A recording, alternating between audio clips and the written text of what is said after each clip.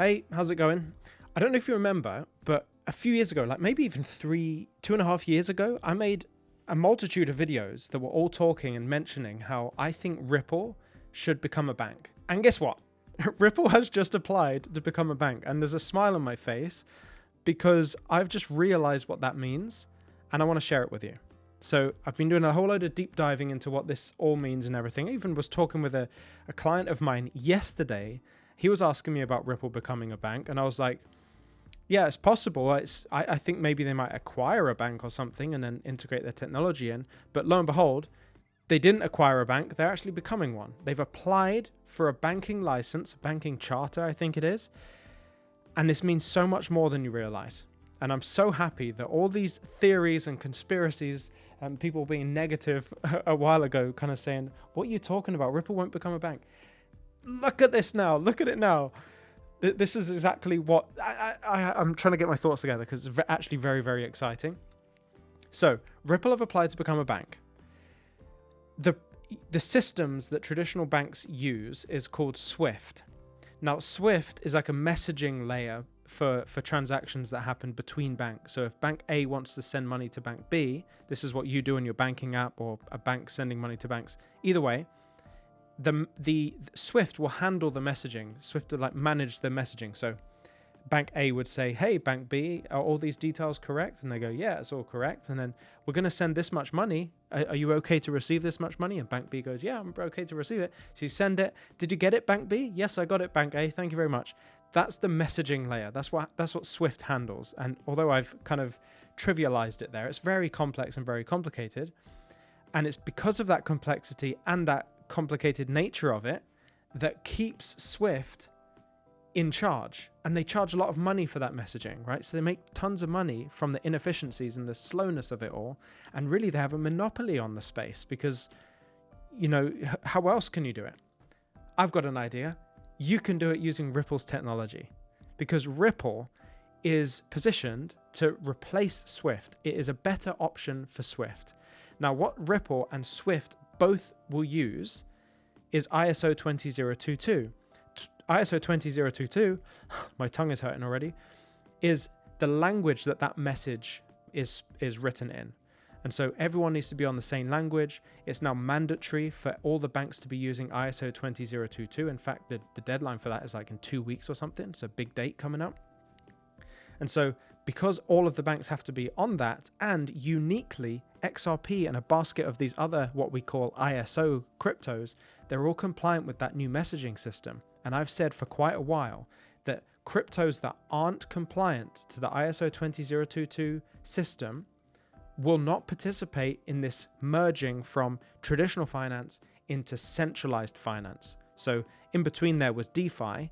I'm skipping past DeFi into CeFi because that's what I think Ripple epitomizes. So let's get to the exciting part. So basically, what this will allow Ripple to do is actually hold stablecoins as reserves with the treasury. This is directly integrating Ripple and RLUSD in this situation with the government in stablecoins.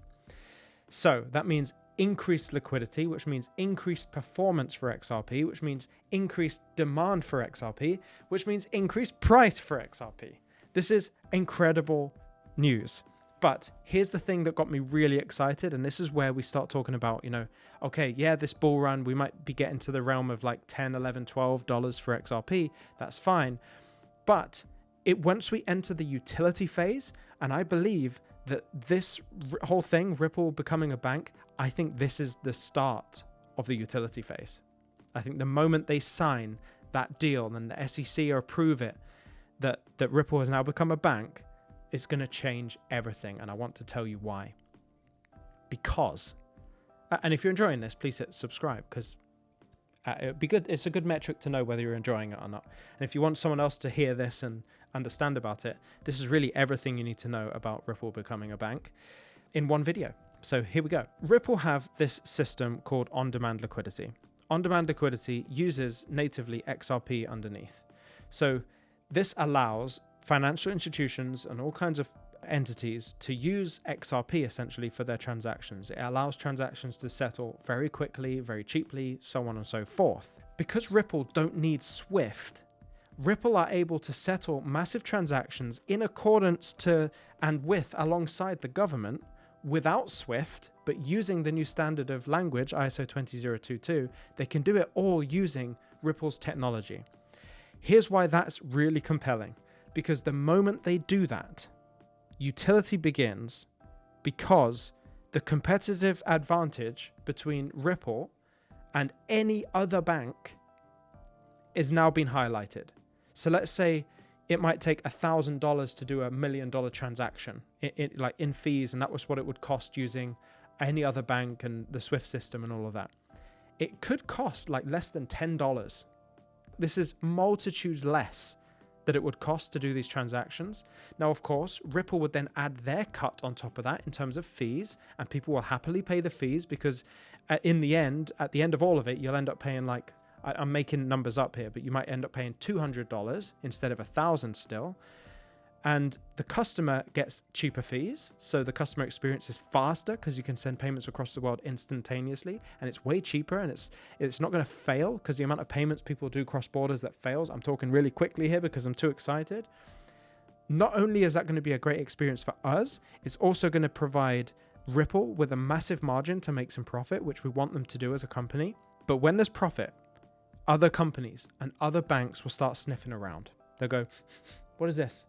We can make more money and charge our customers less. Like, I think we want to do that. And we don't need Swift to do it because it's all handled as well. It's kind of like this all-in-one software that can do the whole thing. Yes, please. That's what will happen. This is the moment. Ripple, if Ripple is successful in their application, this is the moment we've been waiting for, that natural selection moment when XRP is seen worldwide and Ripple is seen worldwide as the solution. Like, it's just better. It's better than Bitcoin. It's better than Ethereum. It's better than any other digital asset in this space. XRP is better than the traditional system. And Ripple becoming a bank brings it into this space where it's like, actually, we have more need to use XRP than we did before. And I'm saying that from Ripple's perspective, the fact that they're becoming a bank increases their need to use XRP, because XRP is the differentiator in the technology that separates them, that gives them the competitive advantage from any other bank in this world. We are seeing utility play out in real time, in real life right now, as we've seen that application. Hey, it's Future Lewis here. I completely forgot to mention one of the most important things that made me so excited about this news in the first place, so I'm going to mention it here. What Ripple have done is they have created a situation where they aren't becoming just another commercial bank. This isn't like your local bank that's creating a new branch or something. It's not like that. What Ripple are doing is creating a gap in the market like JP Morgan, like Chase, and they're going straight to that level. And I want you to imagine this. When Ripple create their bank, you will get banks that go underneath Ripple, creating an entire network of banks underneath, all using Ripple's technology. This is like monumental. So it's not just the clients that Ripple get to use XRP with the system that they have. It's all the banks underneath and all the clients of all those banks underneath. If you think about the thousands of banks that JP Morgan and Chase have underneath them, think all of those moving to under Ripple, and even more banks being established under Ripple. That's what's most exciting about all of this, and I wanted to add it in. But back to the video. And so what we need to be doing is looking ahead, looking at all the news that comes out after this application. If you want to stay tuned on all of that, I'll update you on this channel because this is absolutely massive news. How far this pushes the XRP price, we have no idea. All I do know is that the competitive advantage will yield one winner, and that winner will be the best technology. Best technology being defined as cheaper, faster, easier, a whole lot greener, and we haven't even talked about it being green, but the green elements of this as well perfectly fits into the global agenda of being net zero and all of that stuff. Agree with it or not, this is good for Ripple. And so what we really need to be doing is paying attention on this channel, hit subscribe, hit like, share it with friends, and I'll keep you up to date on this application, because the moment it comes through, I don't know what I'm going to do with myself. This is the moment we've been looking for. And I can't believe after 2.5 years or 3 years of talking about Ripple becoming a bank, it's actually happening. And I don't think it's a coincidence that Donald Trump has had XRP on that treasury list. I don't think it's coincidence that Brad Garlinghouse and Stuart Alderoty have met with Donald Trump and had lunch and stuff. I think this is all makes sense. I think it was discussed that Ripple were going to become a bank or apply to become a bank, and Donald Trump has said, yes, do it. Gary Gendler's going to be gone and the new guy's going to be in and he's going to approve it. And this is happening, guys. And it's increasing. Imagine saying that, increasing the potential use case of XRP. And when we have increased use case of XRP, you get reduction in supply. When you have reduction in supply but increase in demand, what do you get? You get massive prices, baby. I'm gonna do the Trump dance. Trump dance out the way. While this is all very exciting, one of the most important things you can all be doing right now is making a plan of action for this bull run, should it be a speculative bull run. Speculation bull run, in my mind, we're going to be in the range of $9 to $13 for XRP. And in light of that, if that is the case, we need to have a portion of our portfolio that takes advantage of that happening and nothing else happening. The worst thing that could happen is that the price goes to $9. Everyone's expecting $1,000. You do nothing and the price comes down as normal in a bear market, and you've made no money this bull run. Not only would you have made no money, you'll have also wasted a whole bunch of time.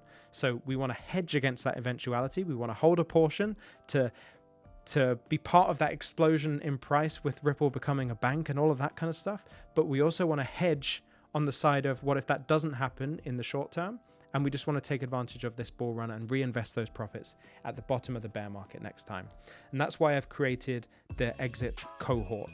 It's an 8-week program that you join. It's going to be intensive for those 8 weeks. You have to be able to commit kind of an hour a day. There's live coaching, on-demand lessons and everything, and homework. And by the end of it, you will leave with an ironclad exit strategy. You'll know exactly how much you're selling, how much you're holding on, and exactly which price points you're going to be doing all of that at. And not only that, it's all automated as well, so you don't have to worry about being asleep when the prices go up.